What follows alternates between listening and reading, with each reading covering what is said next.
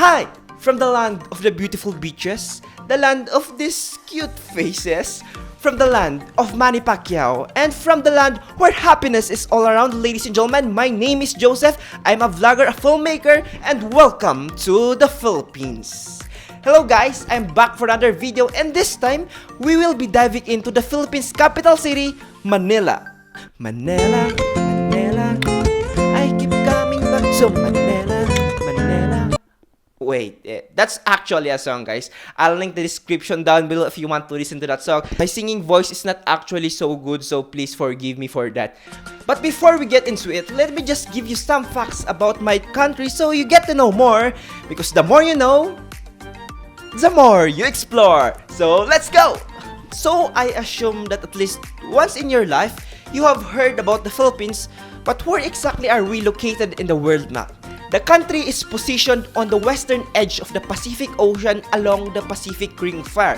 Just a short trivia, since we are located along the Pacific Ring of Fire, it also means that we have a lot of active volcanoes in our country. But don't be afraid, those volcanoes are just a very good example of what we call a beautiful disaster. Just like this, and many more. Alright, so let's get back to the Philippines. The Philippines is actually a country in the Asian continent, specifically in the Southeast Asian region. It is the second largest archipelago in the whole world with over 7,100 individual islands counted within its borders. You heard it right? Over 7,100 islands. Just too many for a single country. The whole country is actually surrounded by bodies of water. It is bounded by the West Philippine Sea on the west, the Philippine Sea on the east, and the Celebes Sea on the southwest. Its neighboring countries are Taiwan in the north, Japan to the northwest, Palau to the east, Indonesia to the south, Malaysia and Brunei to the southwest, Vietnam to the west, and China to the northwest. Alright, so let's try to talk about some of the most important cities in the Philippines. Some of the major cities in the country are, first of course, is the Manila, which is the capital of the country. We also have the Puerto Princesa City, where you can find the underground river of Puerto Princesa, Palawan, which was voted in 2012 by the global community as one of the new 7 wonders of the world for being the longest navigable subterranean river. Prior to this, it has also been declared as a World Heritage Site by UNESCO. So check that out, guys. We also have Baguio City, known for its cold breeze and also known as the summer capital of the Philippines. We also have Cagayan de Oro, also known as CDO, and also known as the City of Golden Friendship. Moving up next is Cebu City. Cebu City is the oldest city in the country and also the main center of Christianity in the Philippines. We also have Makati City. Makati City is famous for its skyscrapers, upscale shopping malls, restaurants, and entertainment hubs. We also have Quezon City, which is the largest city in the whole Philippines, which has a population of 2.68 million. You heard it right? 2.68 million for a single city. Then we have Davao City, which is also known as the durian capital of the Philippines. Just a short trivia, durian smells a little bit bad but tastes very good. Like seriously, very delicious, guys. Davao City also serves as the main trade, commerce, and industry hub of the island of Mindanao. So I'll give to you a short trivia, guys. A while ago, I said that the Philippines is consisted of over 7,100 islands. That's definitely right. But those islands are grouped into 3 collective group of islands. We named them Luzon, which is in the uppermost part. We have Visayas at the middle and Mindanao at the bottom. Alright, let's get back. We also have Bacolod City, which is known as the City of Smiles. Yes, you heard it right. It's the City of Smiles. It's because of its Mascara Festival. It's a Mardi Gras-like festival and a spectacularly vivid mix of dance, color, and music, and a lot more. Alright, but there is still a lot of cities in the Philippines, but I can't mention them all. So for now, let's go back talking about some facts about the Philippines. In 2019, did you know that the Philippines has a total population of 109 million, and that's according to the data of the UN, which ranks number 13 in the list of countries by population. The more, the merrier. The Philippines have a tropical maritime climate, meaning the weather is generally hot and quite humid. The region really only experiences 3 seasons: a hot, dry summer between March and May, known as tag-init, a wet season between June and November, known as tag-ulan, and a cooler, dry season between December and February, known as tag-lamig. The Philippines' weather patterns are created by the prevailing winds of the southwest monsoon, known as the habagat. That's from May to October, and the southeast monsoon, also known as the amihan, from November to early May. So I think that's it for now. I will continue to give you more tips for our next videos. So for now, let's now go to Manila. So can you sing with me? Manila, Manila, I keep coming back to Manila. Manila, Manila, I keep coming back to Manila. Simply no place like Manila. Manila, I'm coming home. Yeah. So please forgive me for that voice. I really don't have a choice at all. So yeah, let's go. The city of Manila is the capital of the Philippines and a highly urbanized city. It is the most densely populated city proper in the world. Okay, so I'll go straight to the point. Manila is too crowded, hot, and polluted. If exploring the world's most dense populated city scares you, it's probably not your place. From war to natural disaster, Manila has been destroyed and rebuilt multiple times in its history, some say more than even Troy. Manila has a lot of backstory. Seriously, it has passed a lot of wars. But look where's it at right now. These misfortunes have only served to strengthen the people of the country. The best of what Philippines can offer, like beaches and more nature stuff, is not actually present in the city, but this will be your first stop if you just came from a foreign country, and this will introduce you of what more the Philippines can offer, specifically its history. So let's go straight to some places that you can visit while you are in Manila. Alright, so before I get to show you some of the best places in Manila, let me just show you where it is located in the Philippines. Alright, so let's go to the map. Alright, so here is the map of the Philippines located in Asia, and here's our country with 7,000 plus islands. Alright, so Manila is located in this center part in the island of Luzon. Alright, so let's zoom into Manila. Okay, Manila, the city of Manila is only this portion. Alright, so the city of Manila is only this portion, but you might get confused of the term Manila and Metro Manila. Metro Manila is a group of cities, which is all of these cities right here.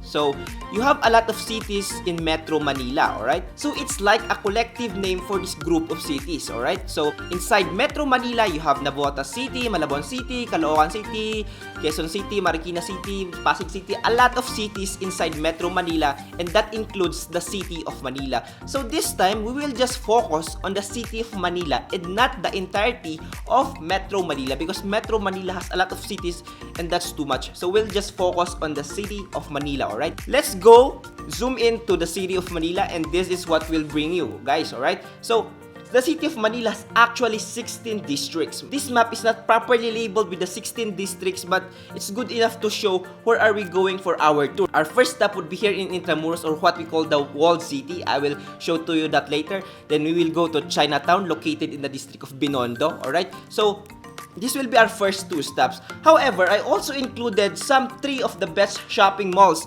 in the entirety of Metro Manila. So, we will need to go out of the city of Manila because it's just near the city of Manila. So, I just included it because it's the best shopping malls located near the city of Manila. Alright, so let's go.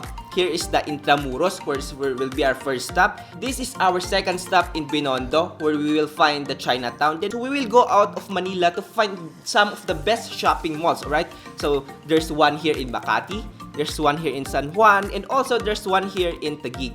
Alright, so you will see that later on. So what are we waiting for? Let's jump into the best places in Manila. So first in line, let's go to Intramuros, Manila. This is a very historic place. Intramuros or also known as the Walled City, is one of the oldest districts of Manila, built in the south bank of the Pasig River around 1571. You're hearing it right, guys. It's almost 500 years. So those walls are very much full of history. It was built by the Spaniards, specifically by Miguel Lopez de Legazpi, and is bound on all sides by moats and thick, high walls with some over 6 meters high. So 6 meters high, it's really high, guys. Today, this is the only district in Manila that has been successful in keeping its old Spanish-era look.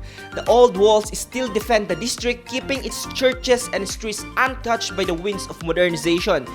In fact, the walled city lined with cobblestones and trumped by horse-drawn carriages known as calesas. Yeah, we call that horse-drawn carriages calesa. Calesa is the only part of the city where Spanish-era influences still abound.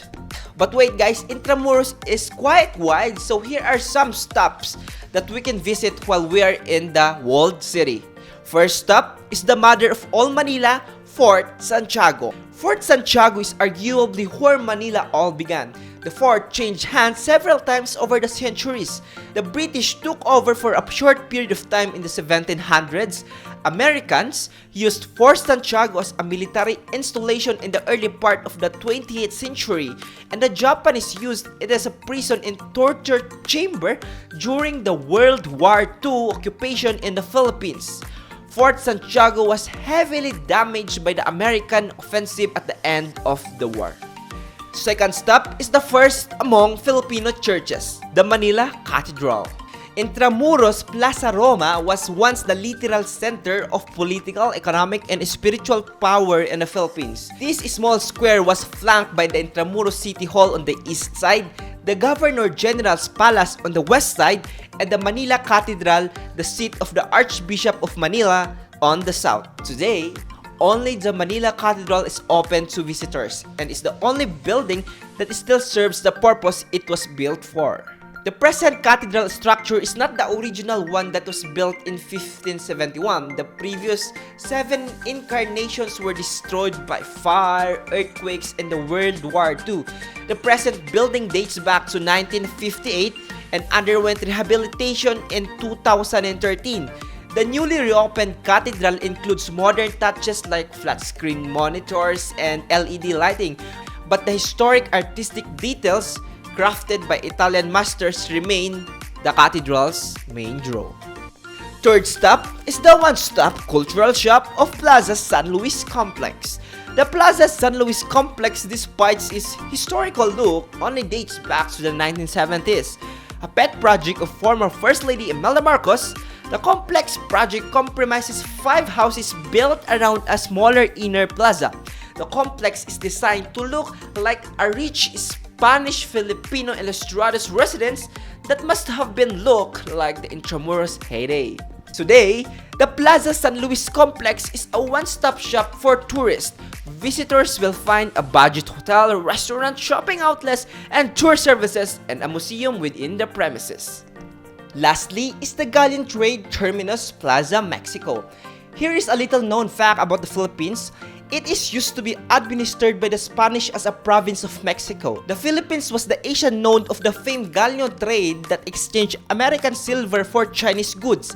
The Asian merchandise stopped at Mexico before making its slow way back to Spain. The Asian merchandise stopped at Mexico before making its slow way back to Spain. To commemorate the 400th anniversary of the galleon trade, the presidents of Mexico and Philippines inaugurated twin monuments on either side of the Pacific.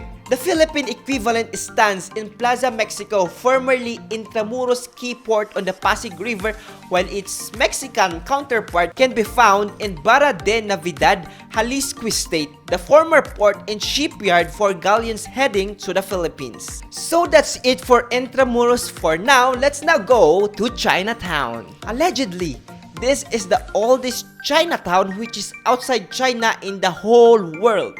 Binondo was established in 1594, soon after the Spaniards conquered the Philippines. Today, it's an amalgamation of the Buddhist temples, pawn shops, and Chinese restaurants, with each street housing a specialty.